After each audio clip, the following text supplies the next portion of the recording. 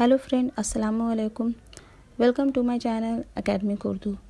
दोस्तों, आज हम बिहार बोर्ड की उर्दू किताब दरख्शां का तीसरा चैप्टर पढ़ेंगे, जिसका नाम है शायद, जो कि एक अफसाना है और इसको शकीला अख्तर ने लिखा है।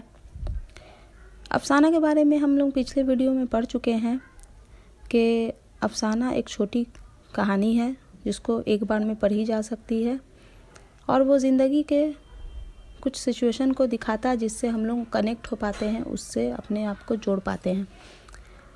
तो पहले शकीला अख्तर के बारे में पढ़ते हैं।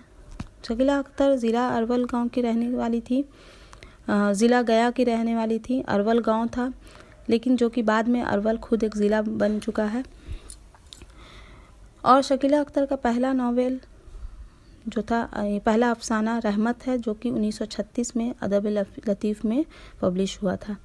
इसके अलावा उन्होंने तिनके का सहारा एक नॉवलेट लिखा है और उनकी इब्तदाई तालीम जो है वो घर पर ही हासिल की थी।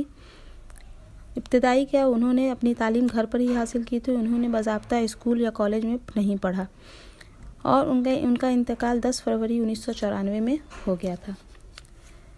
ये जो कहानी है, अफसाना जो भी है, ये जो अफसाना है शायद, इसमें जिसका जो टाइटल है शायद, ये हमारी ज़िंदगी में भी कभी होता है कि हम लोग कुछ चीज़ों को लेकर के बोलते हैं कि शायद। तो इस कहानी में शकीला अख्तर ने अपने गया ज़िला में बहने वाले नदी फागू नदी का जिक्र किया है कि सितंबर का महीना था और उसमें ज़ोर शोर से बारिश हो रही थी, जिससे बहुत लोग परेशान थे। उन सब लोगों के घर बह जा रहे थे और 13 सितंबर की रात को गज़बनाक जो है कि बारिश हुई, जिससे कि फागू नदी में बाढ़ आ गया। इसकी वजह से अमीर लोग तो परेशान थे ही, तो गरीबों का तो हाल और भी बुरा था। इस पर उन्होंने कहानी जो है लिखा है कि फागू नदी में सैलाब आने की वजह से, बारिश की वजह से गांव तबाह हो गए, बर्बाद हो गए। पूरी की पूरी आबादी वीराने में तब्दील हो जाती है और मकानात जो है वो और झोपड़ियाँ जो है उनका नामो निशान मिट जाता है। यहाँ तक कि रेलवे लाइन भी नहीं दिखता है और आमदो रफ्त पूरी तरह से मफलूज होकर रह जाता है, बर्बाद हो जाता है, मतलब आना जाना नहीं हो पा रहा था। तो ऐसी तूफ़ानी बारिश और तबाह के किन सैलाब से गरीब लोग तो मुतासिर होते ही हैं, अमीरों के घर भी महफूज नहीं रहते हैं। तो इस कहानी में एक शरीफ और नेक औरत की दर्द भरी दास्तान है, जो बहुत खूबसूरत और पुरअसर अंदाज में अफसाना निगार ने पेश किया है। औरत तूफ़ान और सैलाब आने से कबल एक खुशगवार ज़िंदगी गुजार रही थी और उसे किसी बात की तकलीफ़ ना थी। वो अपने ख़ानदान और बाल बच्चों के साथ बहुत खुश थी कि अचानक उसकी ज़िंदगी में गम का पहाड़ टूट पड़ा।